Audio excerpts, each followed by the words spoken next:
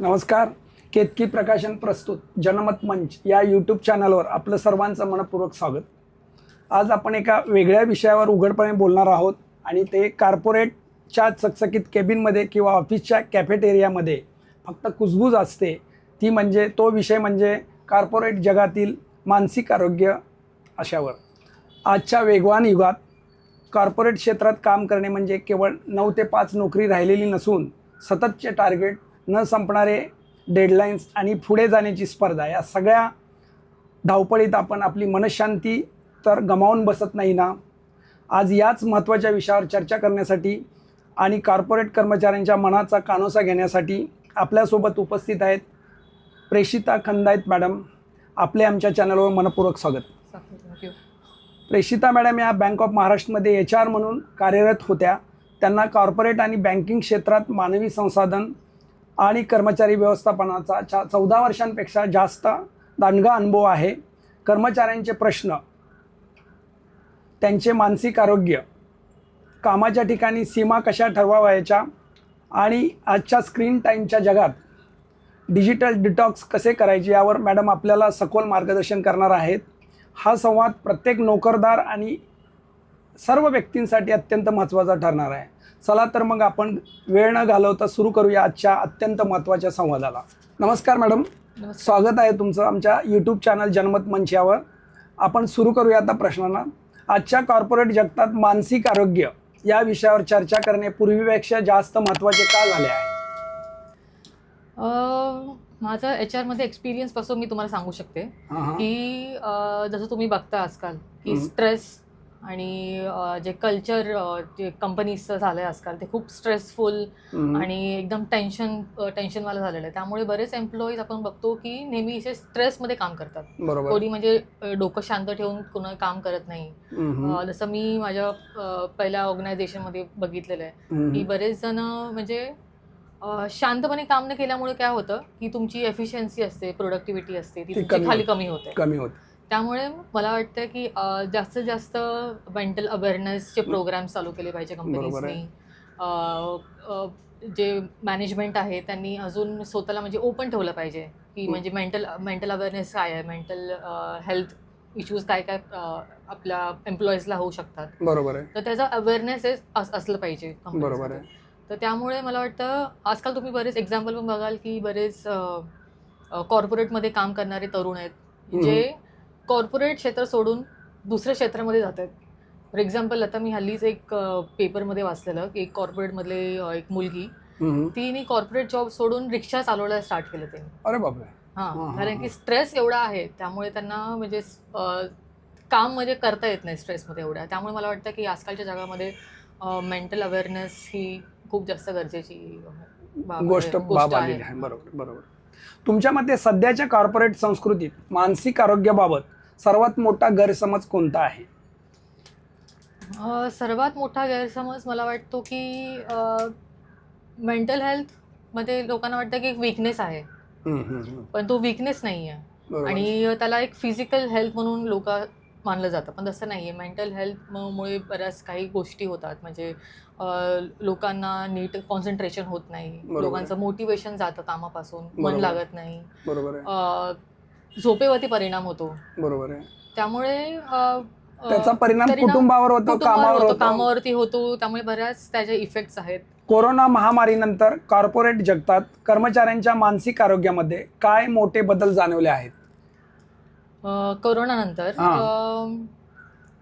एक मेजर बदल मला वाटतो की एकतर कोरोनाच्या वेळेस बऱ्याच कंपनीजनी वर्क फ्रॉम होम स्टार्ट केलं होतं. बरोबर आहे. त्यामुळे ती फ्लेक्झिबिलिटी वाढली होती. म्हणजे सपोज काही एम्प्लॉईजच्या घरी कोणी आजारी असेल किंवा लहान मुलं असतील तर त्यांना फ्लेक्झिबल वर्क आवर्स दिले तर ते त्यांना घरचं पण रिस्पॉन्सिबिलिटी आणि ऑफिसची रिस्पॉन्सिबिलिटी दोन्ही सांभाळून काम करत आहेत. त्यामुळे मला वाटतं की बदल झाला आहे ह्यानंतर कोरोनानंतर. बरोबर. फ्लेक्झिबल वर्क आवर पाहिजेत.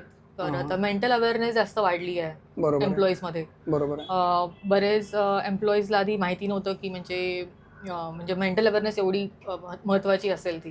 त्यामुळे बरेच जण आजकाल म्हणजे माझ्या एक्सपिरियन्स प्रमाणे मी सांगू शकते तुम्हाला की अवेअरनेस वाढल्यामुळे जर कोणाला जास्त काही मेंटल अवेअरनेस म्हणजे मेंटल हेल्थचा काही इश्यू वगैरे असेल तर ते मोस्टली प्रोफेशनल्सकडे पण आजकाल जातात. ती अवेअरनेस वाढली आता आजकाल. बरोबर. ते प्रमाण जास्त वाढलेलं आहे कोरोनानंतर. कॉर्पोरेट क्षेत्रातील बर्नआउट म्हणजे नक्की काय आणि कर्मचाऱ्यांनी त्याची सुरुवातीची लक्षणे कशी ओळखावीत?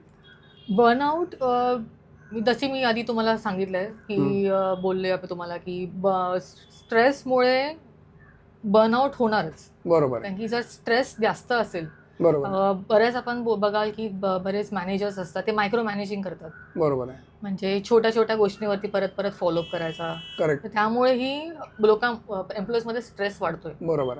मायक्रो मॅनेजमेंटचा झाला, परत पॉलिटिक्सचं घ्या तुम्ही ऑफिसमध्ये घ्याल. बरोबर. त्यामुळे कॉम्पिटिशन वाढली आहे. बरोबर. परफॉर्मन्स अप्रेझल वगैरे होतात त्यामुळे कॉम्पिटिशन वाढली आहे. बरोबर. त्यामुळे बर्नआउट होत आहे. आणि बर्नआउटची लक्षणं म्हणजे झोप नीट न होणे. बरोबर. कॉन्सन्ट्रेशन न होणे. बरोबर. फोकस नाही करणे नीट कामामध्ये. किंवा कामाला जायला तुमचं मन न होणे, कामाला जायला मोटिवेशन नसणं, ते इच्छा न होणं. त्यामुळे बरेच जण म्हणजे ऍब्सेंटिझम वाढते आहे लोकांमध्ये. त्याचा परिणाम कामावरती होतोय. वर्क लाईफ बॅलन्स ही केवळ कागदावरची संकल्पना राहिली आहे का? ती प्रत्यक्षात कशी आणता येईल? ओके. वर्क लाईफ बॅलन्स मला वाटतं कागदावरती आणता येईल. पॉसिबिलिटी आहे ती आणण्याची. बरोबर आहे. कारण वर्क लाईफ बॅलन्स आजकाल खूप महत्वाची झाली आहे. करेक्ट. वर्क लाईफ बॅलन्स मी तुम्हाला बोलले की एम्प्लॉईजमध्ये आजकाल खूप अवेअरनेस वाढली आहे. त्यांना म्हणजे समजतंय की फक्त कामच आमचं म्हणजे लाईफ नाही राहिली आहे. आमचे काही म्हणजे फॅमिली आहे, फ्रेंड्स आहेत, दुसरे हॉबीज आहेत. तर त्यामुळे सामाजिक जबाबदाऱ्या वाढल्या आहेत. बरोबर आहे. त्यामुळे वर्क लाईफ बॅलन्स हे म्हणजे पॉसिबिलिटी आहे. आणि आजकाल बऱ्याच कंपनीज फ्लेक्झिबल वर्क आवर्स देतात एम्प्लॉईजला. त्यामुळे ते सोशल याच्यामध्ये लक्ष देऊ शकतात. सोशल यामध्ये लक्ष देऊ शकतात, कामामध्ये लक्ष देऊ शकतात आणि ते बॅलन्स करू शकतात. करेक्ट. गुड. इम्पोस्टर सिंड्रोम, स्वतःच्या क्षमतेवर शंका घेणे, हा कॉर्पोरेट कर्मचाऱ्यांमध्ये का वाढतो आहे असं आपल्याला वाटतं? इम्पोस्टर सिंड्रोम मोस्टली तेव्हा वाढतो की जेव्हा तुमचं खूप जास्त म्हणजे कंपॅरिझन होत असेल ऑफिसमध्ये दुसऱ्या कर्मचाऱ्यांबद्दल. खूप कंपॅरिझन होत आहे. बरोबर. स्ट्रेस वाढतो आहे. करेक्ट. त्यामुळे बऱ्याच जणांना काय वाटतं की आपण चांगलं काम करत असू पण तरी पण दुसऱ्यांची कंपॅरिझन झाली की आपल्याला असं वाटतं की इन्फेरिटी कॉम्प्लेक्स येऊ शकतो. इन्फेरिटी कॉम्प्लेक्स येतो की मी कुठेतरी कमी पडतोय वगैरे. करेक्ट. होऊ शकतं. एखाद्या कंपनीतील वातावरण टॉक्सिक आहे, कशावरून ओळखावे? टॉक्सिक वातावरणासाठी बरेच कारणं होऊ शकतात. फॉर एक्झाम्पल तुम्ही घेऊ शकता उदाहरणार्थ मॅनेजमेंट कसं आहे त्याच्यावर अवलंबून आहे. मेन तर तेच आहे. कारण की मॅनेजमेंटचं त्यांच्या एम्प्लॉईशी कसं रिलेशन आहे. बरोबर. रिलेशन कसं आहे, ते किती म्हणजे त्यांना सपोर्टिव्ह आहेत का, त्यांना जे टार्गेट मीन्स अचीव्ह करण्यासाठी काय सपोर्ट करतात का, किंवा एम्प्लॉईजला जे त्यांचं करिअर बिल्ड करायचं आहे त्यासाठी त्यांना ती रिस्पॉन्सिबिलिटी दिली जाते का, की त्यांना म्हणजे त्यांची इच्छा काही एक काम करण्याची आहे पण त्यांना रिस्पॉन्सिबिलिटी वेगळीच दिली जाते. त्यामुळे त्यांची काय बोलतात डिमोटिवेशन होतं. बरोबर. त्याच्यावरून ते लक्षात येतं की बाबा इथे टॉक्सिक एन्व्हायरमेंट आहे. खराब किंवा विषारी कामाच्या वातावरणामुळे कर्मचाऱ्यांच्या उत्पादकतेवर आणि कंपनीच्या नफ्यावर काय परिणाम होतो? टॉक्सिक एन्व्हायरमेंटचं येस टॉक्सिक तोच आहे. आणि त्याच्यामध्ये म्हणजे प्रोडक्टिव्हिटीवर काय त्याचा परिणाम होतो असं तुम्हाला वाटतं? प्रोडक्टिव्हिटीवरती परिणाम होणारच. कारण की टॉक्सिक एन्व्हायरमेंटमुळे काय होतं की तुमचं डिमोटिवेशन होतं. बरोबर आहे. त्यामुळे प्रोडक्टिव्हिटी तुमची कमी होते. तुम्हाला फोकस कमी होतो तुमचा. बरोबर आहे. कमी काम करण्याची इच्छा कमी होऊन जाते. बरोबर आहे. त्यामुळे लोक सोडण्याची जास्त नंबर फ्लक्च्युएशन जास्त होतं. म्हणजे त्यामुळे कंपनीला पण ते त्यांचं काय बोलतात कॉस्ट वाढणार ट्रेनिंगची, परत बरोबर. नवीन परत एम्प्लॉई हायर करण्याची बरोबर वगैरे. आहे, बरोबर आहे. तर तो एक कंपनीला पण एक लॉस होऊ शकतो. करेक्ट. कामाच्या ठिकाणी होणारी गटबाजी कर्मचाऱ्यांच्या मानसिक शांततेचा कसा अंत करते? जेवढं एम्प्लॉईज त्यापासून लांब राहतील तेवढं चांगलंच आहे. चांगला आहे, पण तसं होत नसतं. तसं होत नसतं ते बरोबर आहे. पॉलिटिक्स कारण की हे पार्टच तुम्ही बोलू शकता, part of parcel of the corporate. Correct. But त्यापासून लांब राहायचं तर तुम्ही जेवढं ऐकाल तुम्ही पॉलिटिक्स, सपोज काही टीम्स होतात वगैरे, त्यामुळे बरोबर कम्पॅरिझन होते किंवा पार्शालिटी पण होऊ शकते. करेक्ट. कोणी जास्त एका एम्प्लॉईजच्या बद्दल जास्त पार्शल होऊ शकतं. काही असं बऱ्याच वेळ होतं की कुणाला प्रेफरन्स मिळाल्यामुळे त्याला प्रमोशन मिळालं, बरोबर आहे, काम चांगलं नसलं तरी एका एम्प्लॉईज पेक्षा असं होऊ शकतं आणि त्याचा परिणाम तो कामावरती होऊ शकतो. बरोबर.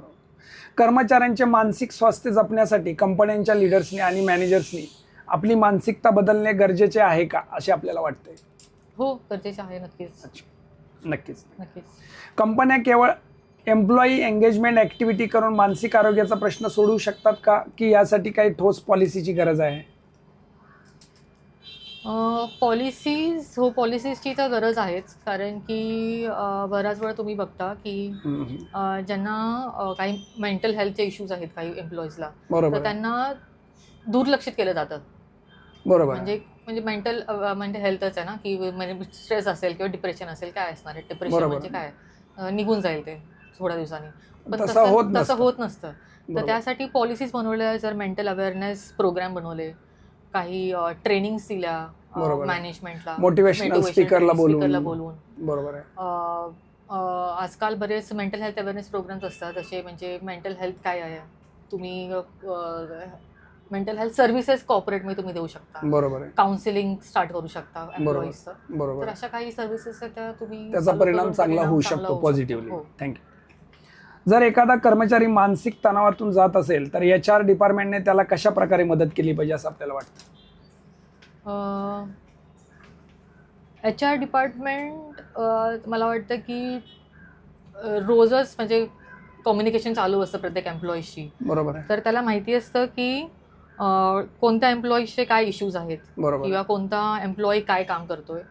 तर कोणता एम्प्लॉई तुम्हाला समजलं की त्याला काय डिप्रेशन आहे किंवा एन्झायटी थ्रू तो जातोय किंवा स्ट्रेस आहे त्याला, तर त्याला जाणून घ्या की त्याचे प्रॉब्लेम्स काय आहेत, इश्यूज काय आहेत, म्हणजे कशामुळे तो प्रॉब्लेम त्यांना झालेला आहे. आणि फक्त जज करू नका त्याला एम्प्लॉईला, त्याला मार्गदर्शन करा. बरोबर. एम्पथी बोलतो आपण, एम्पथी ठेवा बोलताना. बरोबर.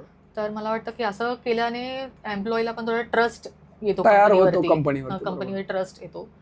तर मला वाटतं की हे त्याच्याने केलं पाहिजे. थँक्यू.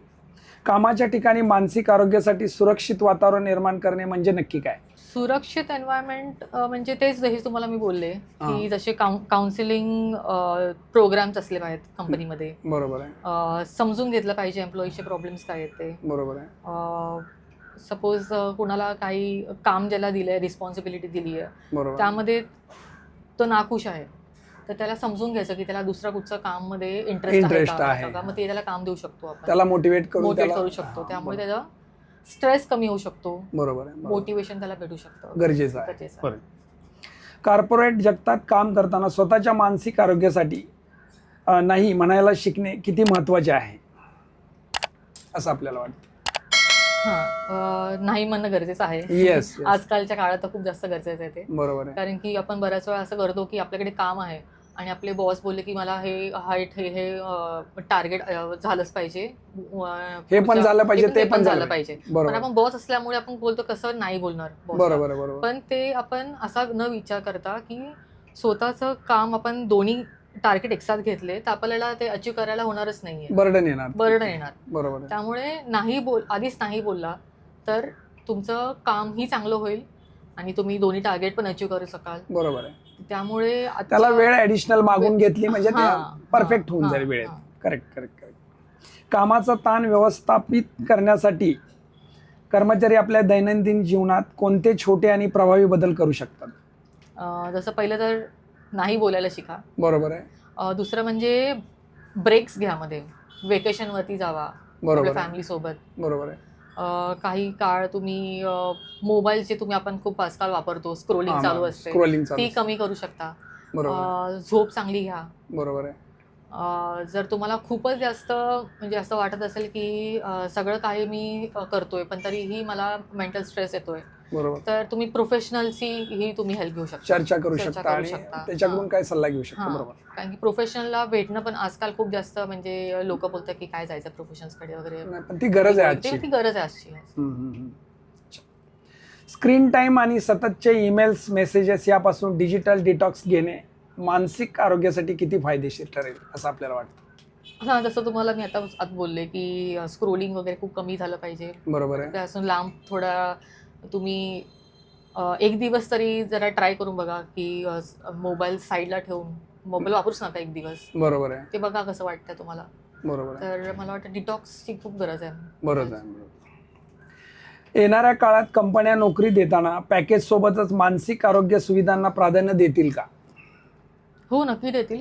द्यावंच लागेल तरच ती कंपनी पुढे सर्वाइव्ह होऊ शकते. बरोबर आहे. कॉर्पोरेट विश्वात काम करणाऱ्या तरुण पिढीला मानसिकदृष्ट्या सक्षम राहण्यासाठी तुम्ही काय सल्ला द्याल? मानसिकदृष्ट्या सक्षम राहण्यासाठी पहिलं तर चांगली झोप घ्या मी बोलेन. आणि तुमचं जे सपोज तुम्हाला माहिती आहे की उद्या तुमचं काय काय काम तुम्हाला करायचं आहे, ते आदल्या दिवशीच तुम्ही नोट डाऊन करा डायरीमध्ये किंवा कुठे तुमच्या डेस्कटॉपवरती नोट करा की तुमचा आज हा टास्क करायचा आहे मला. म्हणजे दुसऱ्या दिवशी तुम्हाला असा भार नाही वाटणार की मला काय करायचं. तुम्ही स्टेप बाय स्टेप तुम्हाला अर्जंट कोणतं आहे, इम्पॉर्टंट टास्क कोणता आहे ह्याच्यावरती तुम्ही फोकस करू शकता. आणि जे अर्जंट काम नाहीये ते तुम्ही नंतर करू शकता ते. बरोबर. तर हेच मी सांगेन तरुणांना की फोकस, स्लीप, थोडं डिटॉक्स, मोबाईल डिटॉक्स. तर मी असं विचारेन प्रेषिता मॅडम की येणाऱ्या कॉर्पोरेट जगातल्या नवीन तरुण पिढीला तुम्हाला काय संदेश द्यायचा आहे असं तुम्हाला तर सांगू शकता? नवीन पिढीला मी हे सांगेन की कॉर्पोरेटमध्ये तुम्हाला जायचं असेल तर घाबरू नका.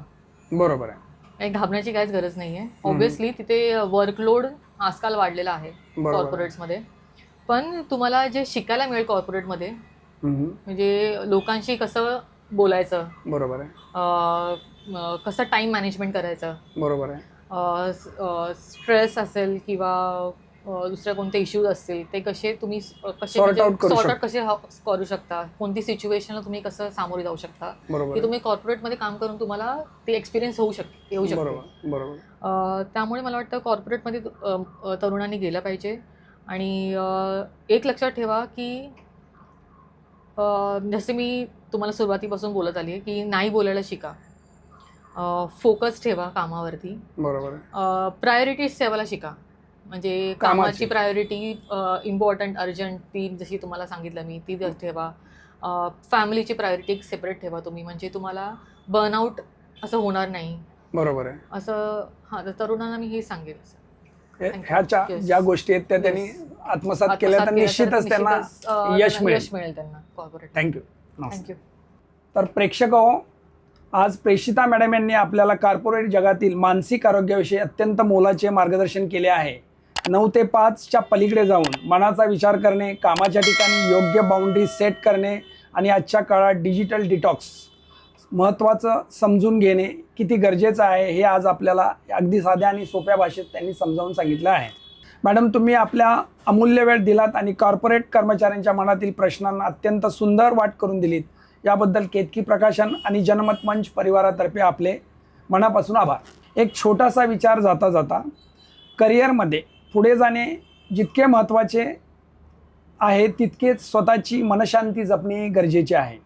कारण जेव्हा मनशांती, मन निरोगी असेल तेव्हाच आपले कामही दर्जेदार होते. प्रेक्षक तुम्हाला आजचा संवाद कसा वाटला हे आम्हाला कमेंट बॉक्समध्ये नक्की कळवा. तुमच्याकडेही डिजिटल डिटॉक्सच्या काही सोप्या टिप्स असतील तर त्याही शेअर करा. हा व्हिडिओ आपल्या नोकरदार, मित्रमैत्रिणीसोबत आणि कुटुंबासोबत नक्की शेअर करा. व्हिडिओला लाईक करा आणि अशाच नवनवीन वैचारिक विषयांसाठी आमच्या जनमत या चॅनलला सबस्क्राईब करायला विसरू नका. पुन्हा भेटूया अशाच एका नव्या विषयावर आणि नवीन पाहुण्यांसह. तोपर्यंत काळजी घ्या, आनंदी राहा आणि आरोग्याला प्राधान्य द्या. धन्यवाद.